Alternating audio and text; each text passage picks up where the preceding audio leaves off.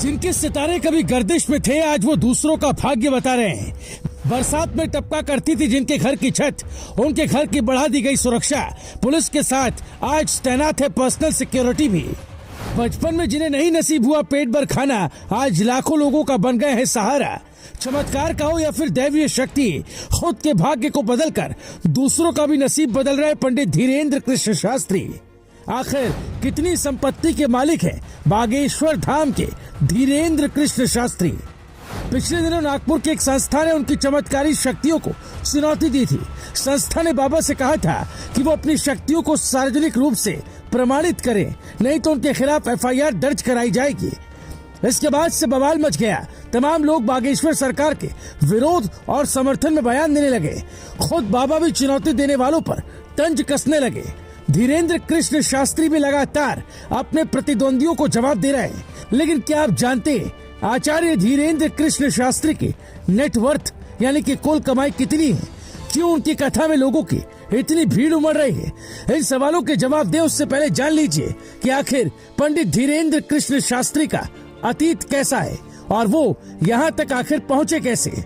दरअसल पीठाधीश्वर पंडित धीरेन्द्र कृष्ण शास्त्री के परिवार की आर्थिक स्थिति काफी खराब थी। एक समय ऐसा था जब उनके घर में खाने का अभाव रहता था। एक कच्चा मकान था, रहने के लिए खाने का भी अभाव रहता था।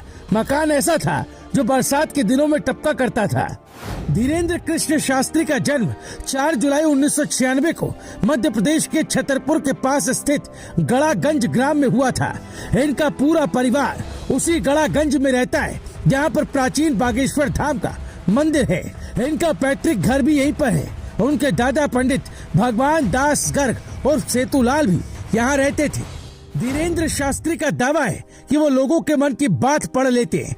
कोई भक्त अपनी समस्या लेकर उनके पास आता है तो वो पहले ही उसे कागज पर लिख लेते हैं और उसका समाधान भी कर देते हैं। बागेश्वर धाम की सरकार का कहना है कि ये ध्यान विधि का नतीजा है जो सनातन धर्म की सदियों पुरानी परंपरा है। आभासी शक्ति के जरिए वो भक्त की समस्या जानकर उसे कागज पर लिख लेते हैं। हनुमान जी की कृपा से वो सही हो जाता है। हनुमान जी की गदा की तरह दिखने वाला ये मुगदर हमेशा बागेश्वर महाराज के साथ रहता है। उनका कहना है कि इसी मुगदर से उन्हें शक्तियाँ मिलती है। इसी को लेकर विवाद भी बना हुआ है। अब आते हैं बागेश्वर धाम के महाराज आचार्य धीरेन्द्र कृष्ण शास्त्री की संपत्ति पर। आखिर उनकी कुल संपत्ति कितनी है? जी न्यूज की खबर के मुताबिक उनकी हर महीने की कमाई करीब 3.5 लाख रुपए तक है। वो रोजाना करीब 8,000 रुपए कमाते। बागेश्वर धाम वाले पंडित धीरेन्द्र शास्त्री को धमकी मिलने के बाद उनके मध्य प्रदेश के छतरपुर में जो घर है उसकी सुरक्षा बढ़ा दी गई। उनके घर के बाहर पुलिस के साथ साथ निजी सुरक्षा कर्मी भी अब तैनात है। हालांकि घर के अंदर जाने की किसी को इजाजत नहीं है। पंडित धीरेन्द्र शास्त्री भले इस घर में नहीं रहते, लेकिन ये घर अब श्रद्धा का केंद्र बना हुआ है। बागेश्वर धाम आने वाले लोग घर पर शीश नवाकर माथा टेक कर यहाँ से आगे बढ़ रहे हैं। दरअसल विवादों के बीच बागेश्वर धाम के पीठाधीश्वर धीरेन्द्र कृष्ण शास्त्री को जान से मारने की धमकी मिली थी।